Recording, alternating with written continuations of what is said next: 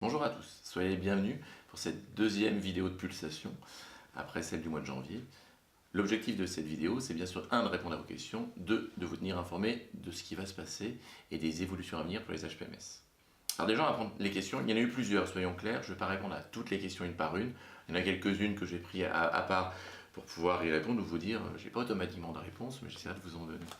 Il y en a plusieurs qui ont été demandées, dont certaines, dont une sur un annuaire interne qui est disponible sur HP News et qui soit facile d'accès. Donc ça, je peux vous dire, ça va être mis en place. C'est en cours, je peux vous dire le délai exact, mais la com est en train de travailler dessus pour pouvoir le faire. Après, il y a différentes questions, certaines plus anecdotiques, mais elles sont importantes. C'est l'objectif aussi d'avoir cette application. Pourquoi ne pas créer une équipe de sport collectif HPMS pour le championnat inter-entreprise? Pourquoi pas? Franchement, je ne connais pas les conditions du fonctionnement, je ne connais pas le championnat inter-entreprise. On verra effectivement pour voir, je vais demander à la com de se renseigner pour voir ce que l'on peut faire. Alors, après il y a des trucs, c'est plus drôle, mais je ne vais pas tous vous les dire parce qu'il y en a certaines qui reviennent assez régulièrement sur, bien sûr, le parking. Sachez qu'on a écrit au maire, Monsieur Gros, pour effectivement demander d'avoir pas un passe-droit, mais au vu du service qui est rendu par l'ensemble, à la population, par l'ensemble de nos personnels, surtout sur les sites de Belle-Île-Sainte-Blandine qui n'ont pas de parking, on a demandé d'avoir une accessibilité privilégiée pour le stationnement. Je vous le dis très clairement, nous avons la réponse de Monsieur Gros. Je ne vous la lis pas, mais on l'a lu dans un PV de CE, donc je vous invite à regarder. Je ne suis pas sûr qu'elle va particulièrement vous plaire. La seule chose, elle ne donne pas de solution concrète. Nous, la seule chose que l'on a pu faire, et j'ai tendance à vous dire, regardez la note qu'on a diffusée, c'était le 8 janvier, suite à la réponse qu'on a eue en décembre de Monsieur Gros et de la mairie, et je peux comprendre les difficultés de la mairie.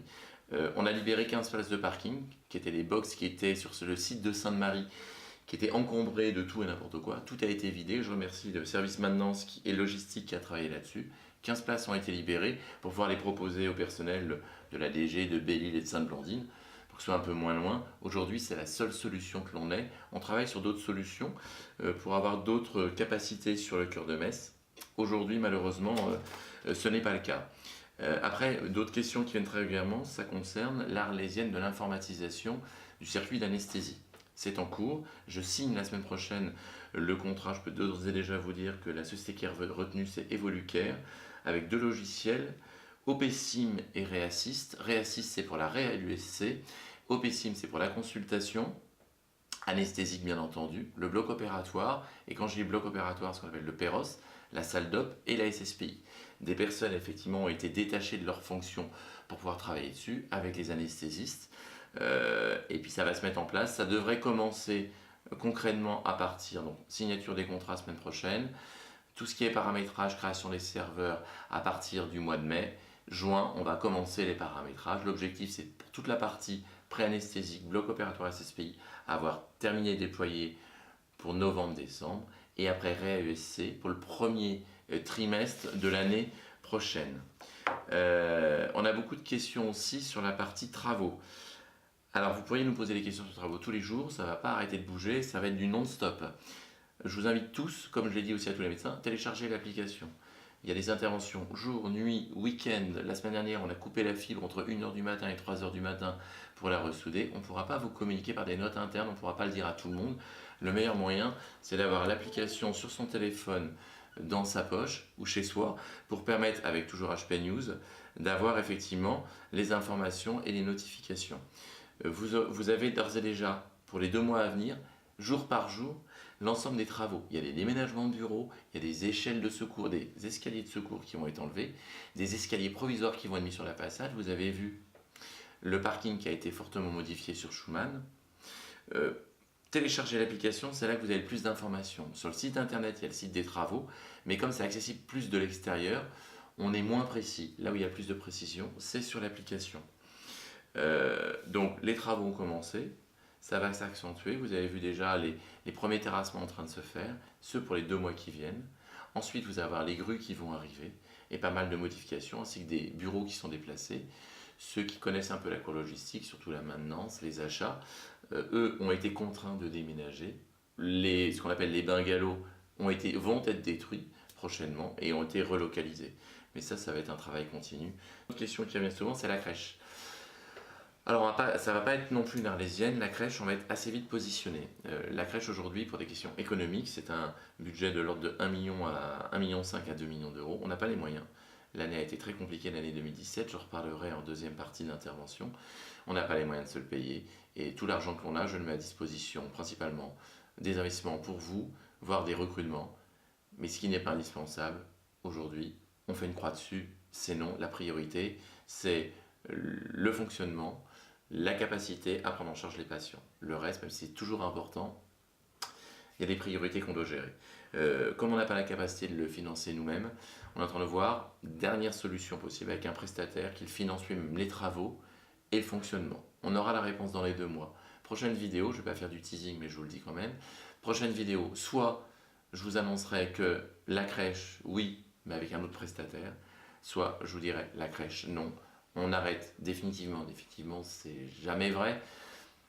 Peut-être dans 2 ans, mais là, au vu de Robert Schuman 2 et l'ensemble des dossiers en cours, notre priorité, c'est vous, c'est le fonctionnement, et ce sont nos activités médicales en priorité. Ça me donne l'occasion d'aller sur les activités médicales et entre guillemets les informations plus générales. Première chose, au niveau orthopédie Belle-Île, le D1 qui était un service exclusivement ortho a été fermé à 50% suite au départ du docteur Penetra. Ce dernier sera remplacé normalement en novembre, le 2 novembre. On vous communiquera ultérieurement lorsque ce sera validé par le corps médical, le nouveau praticien qui le remplacera. Ce qui fait que le D1 restera fermé. Et dans ce cadre-là, nous allons mettre en place un service d'HDJ, donc ambulatoire médical, sur cette deuxième partie de D1. Ça va commencer à partir du mois d'avril et jusqu'à l'été. Ce sera principalement pour la médecine interne et la rhumatologie, avec un petit peu la douleur. On va faire un test jusqu'à l'été. Premier cas de figure, ça fonctionne bien, ça développe des activités. Dans ce cadre-là, l'ancien service de chir infantile va être refait, c'est en cours. Et c'est dans ce service-là qu'on va créer un service ambulatoire de médecine interne rhumato, dans lequel vous aurez aussi la recherche clinique.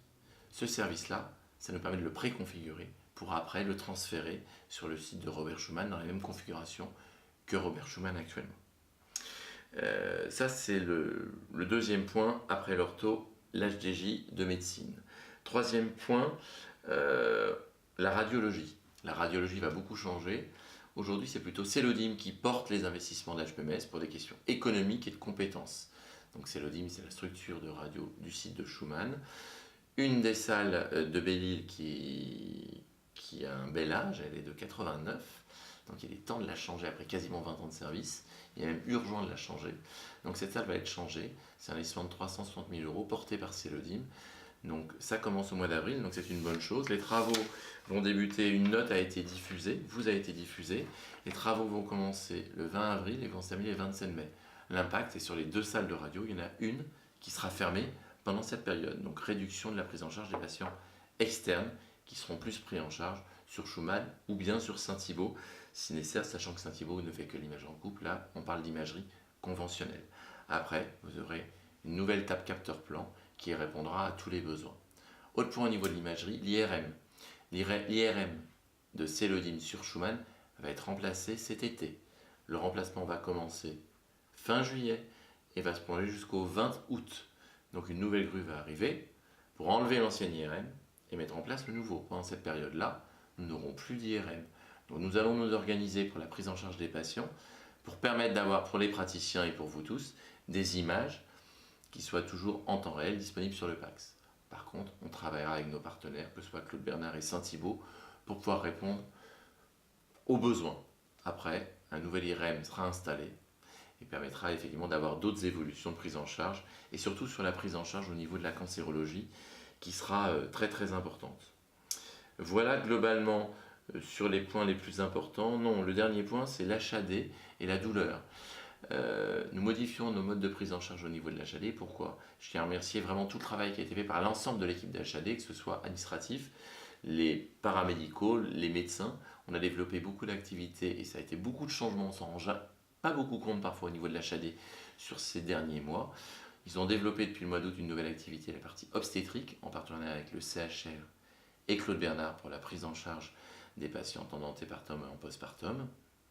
C'est très important. Et au fur et à mesure de ces développements, nous avons une obligation d'ici 2020 de passer notre taux de prise en charge de 100 à 120 patients jour. Aujourd'hui, on tourne entre 50 et 60, ce qui est déjà beaucoup. Pour atteindre ce seuil à 2020, nous allons de plus en plus travailler avec des idées libérales en partenariat avec nos propres personnels et donc pas mal de modifications. Donc je tiens aussi, j'en profite de cette vidéo pour féliciter tout le travail fait par l'ensemble des équipes de tous les hôpitaux privés de Metz, mais aussi souligner parfois un vrai travail qu'on ne met pas toujours en avant, qui est le travail de l'HAD, pour lequel aussi entre le service de soins palliatifs, de douleurs, d'HAD, d'équipes mobiles de soins palliatifs, de nouveaux praticiens vont nous rejoindre, le docteur Doron et le docteur Eulup, qui vont nous rejoindre à partir de septembre pour renforcer ces équipes, pour le remplacement du docteur Hulen, mais aussi pour compléter l'équipe, ce qui est très très important. Et je tiens vraiment à remercier tout ce travail qui est fait. Après, bien sûr, arrive la partie principalement aussi du bilan de 2017. Alors, premier bilan, c'est remercier tout le monde pour tout le travail qui a été fait. Il y a un travail énorme qui a été demandé, parfois un travail qui a été fait un peu dans la précipitation, j'en suis tout à fait conscient. Parfois, le timing nécessite qu'on aille un peu vite et on n'a pas toujours le temps de communiquer comme on le voudrait. Donc, je tiens à remercier à tout le monde. Même s'il y a eu des moments où il y a eu des petits frottements, ça fait partie des choses, mais c'est là qu'on voit notre capacité à avancer. Et en plus, ce qu'il faut bien voir, c'est qu'on a une augmentation d'activité de 2,9%. Donc c'est le travail de tous, de vous tous individuellement, des aides-soignantes en passant aux idées, aux kinés, aux médecins bien entendu aussi, mais à l'accueil, à la technique, toutes ces personnes-là qui permettent de prendre en charge un patient dans de bonnes conditions, le bio-nettoyage et l'ensemble des personnes. Vraiment merci à tous. Sachez qu'on mesure tous les jours le travail qui est fait par chacun d'entre vous. Même s'il y a une grosse augmentation d'activité et que vous l'avez bien pris en charge, en général, c'est comme un élève, un bulletin de notes, il a bien travaillé, les notes augmentent. Ben, nous, malheureusement, notre mode de financement, ce n'est pas le cas. On augmente de 3% en moyenne, 2,9% l'activité. Le chiffre d'affaires diminue, puisqu'il y a une baisse de tarifs très importante. On a été, il faut le dire, assez malmené cette année par les tutelles, même si on a un très bon échange avec les agences régionales de santé.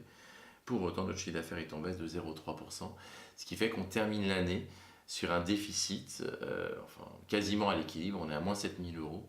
Bon, c'est quasiment à l'équilibre, donc c'est une très bonne chose.